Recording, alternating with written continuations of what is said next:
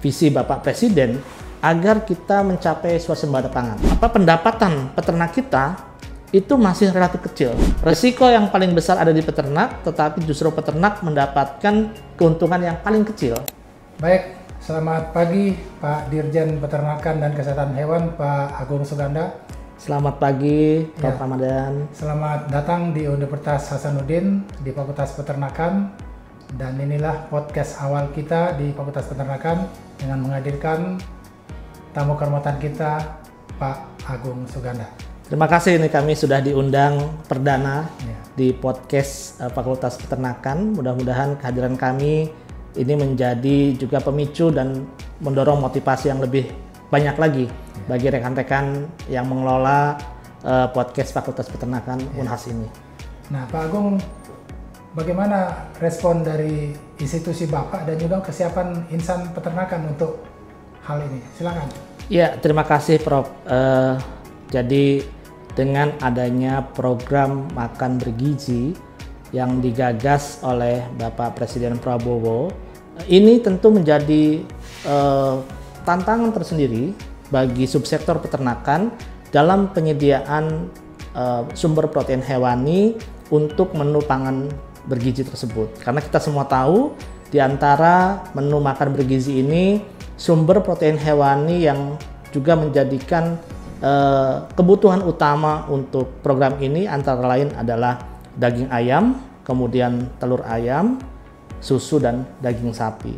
Oleh karena itu, maka Direktorat Jenderal Peternakan dan Kesehatan Hewan di bawah arahan Bapak Menteri Pertanian, Bapak Dr. Haji Amran Sulaiman, memerintahkan kepada kami, tentu ini juga merupakan visi Bapak Presiden, agar kita mencapai swasembada pangan dalam rangka khususnya untuk memenuhi kebutuhan reguler maupun program makan bergizi tersebut. Oleh karena itu, maka program strategis di Direktorat Jenderal Peternakan dan Kesehatan Hewan saat ini, di samping mempertahankan produksi daging ayam dan telur yang sudah swasembada bahkan oversupply tersebut, kita sekarang mendorong bagaimana percepatan peningkatan produksi susu dan daging nasional. Nah, ini tentu kita sudah menyusun peta jalan. Di samping meningkatkan produksi dari sapi perah dan sapi pedaging yang ada di dalam negeri, kita juga mendorong untuk memasukkan sapi perah dan juga sapi pedaging betina produktif dari luar negeri untuk meningkatkan populasi sekaligus juga produksi susu dan daging nasional. Jadi itu yang sedang kita dorong, Prof. Ya, Pak Agung, kalau kita melihat permintaan akan produk-produk peternakan ini akan meningkat, Pak Agung ya. Tapi di sisi lain, Pak, saya yakin ada berkah bagi peternak ini, bahwa dengan adanya program ini, begitu permintaan naik, tentu akan memberikan dampak harga yang baik bagi para peternak. Nah, ini mungkin dari sisi kebijakan dari Direktorat Jenderal Peternakan untuk melakukan penyeimbangan ini bagaimana nantinya nih, Pak Agung? Ya, terima kasih Prof. Jadi terkait dengan produk unggas seperti yang kami sampaikan tadi, saat ini kita sudah oversupply, baik daging ayam maupun telur ayam. Dan karena oversupply tadi, inilah yang salah satunya memicu fluktuasi harga ayam dan telur di tingkat peternak. Perlu diketahui Prof, saat ini pendapatan peternak kita itu masih relatif kecil. Jadi kalau kita lihat di pendapatan peternak kita itu baru di angka 102. Nah, sementara kalau di sawit itu saya dengar sudah sampai 160 pendapatan nilai tukar peternak kalau kita peternak ya. Itu masih cukup rendah. Kenapa cukup rendah? Karena di subsektor peternakan kita itu komoditas unggas itu sekitar 70%. Dan kalau kita lihat kemarin sebelum ada program ini, itu kan peternak unggas kita ya banyak yang kurang mendapatkan keuntungan karena harga jual ayam dan telur di tingkat peternak itu masih cenderung di bawah harga acuan pembelian, bahkan mendekati HPP-nya. Sehingga tadi nilai tukar peternak kita itu masih 102. Nah, dengan kondisi ini maka diharapkan ada demand yang lebih dan terjadi keseimbangan antara demand dengan produksi, karena produksi kita berapapun kita siap untuk berikan. Nah, tetapi yang paling penting dengan adanya program makan bergizi, maka diharapkan suplai dari para peternak rakyat kita ini bisa langsung dibeli melalui dapur-dapur dan tentu melalui BUMDes dan koperasi, dan harapannya harga di tingkat peternak itu bagus. Nah, bagaimana dengan sapi dan susu? Ya, kita masih kurang. Dan saya yakin dengan indeks harga 15.000 atau bahkan 12.000 per porsi makan bergizi ini, tentu kalau untuk daging sapi sepertinya tidak setiap hari lah begitu ya. Tentu ada jadwal mungkin 1 minggu sekali atau 2 minggu sekali. Tetapi ini ada demand yang pasti juga bagi para peternak kita, dan tentu ini menjadi kegairahan kita.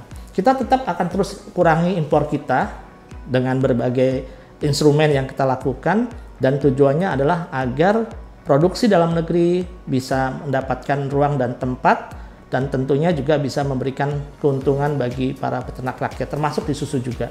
Dan yang pasti kami jamin saat ini untuk produk susu segar kita tidak ada yang tidak terserap oleh industri pengolahan susu, dan ini yang memberikan dampak positif bagi harga susu di tingkat peternak. Kami sangat menghargai Pak Agung upaya swasembada pangan, yang memang di sisi lain kita bagaimana mensejahterakan peternak, namun di sisi lain juga kita melihat bagaimana konsumen mendapatkan harga produk yang lebih murah. Tadi yang disampaikan Pak Agung, nilai tukar peternak ini nampaknya statis di angka tersebut. Nah, ini bagaimana nih Pak Agung, sedangkan di sisi lain kadang-kadang kita Pak terkendala dengan bagaimana pemerintah mengendalikan inflasi itu sendiri. Jadi, dan salah satu indikator yang bisa dikendalikan adalah harga komoditi peternakan. Nah, ini bagaimana menurut Pak Agung? Ya, tadi NTP itu mencerminkan tingkat pendapatan dari suatu usaha yang dilakukan oleh para peternak kita. Dan kalau kita lihat NTP peternak dan nelayan itu hampir sama, Prof, di angka 102 sekian. Dan tentu ini yang harus terus kita perjuangkan agar NTP peternak kita bisa meningkat. Kondisi saat ini, harga ayam kita masih cenderung di bawah harga acuan. Begitupun juga harga telur kita. Nah, dengan adanya program ini, maka kami berharap agar harga di tingkat peternak itu jauh lebih mencapai harga acuan. Nah, masalah utama di kita sebetulnya bukan di tingkat peternaknya. Justru rantai pasok kita dari peternak sampai ke konsumen inilah yang harus diatur, Pak. Nah, tentu ini tidak bisa kami di Kementerian Pertanian saja, tetapi juga harus ada dari Kementerian Perdagangan, Kementerian Perindustrian, dan termasuk juga Kementerian Dalam Negeri untuk mengatur rantai pasok ini. Karena jangan sampai resiko yang paling besar ada di peternak, tetapi justru peternak mendapatkan keuntungan yang paling kecil.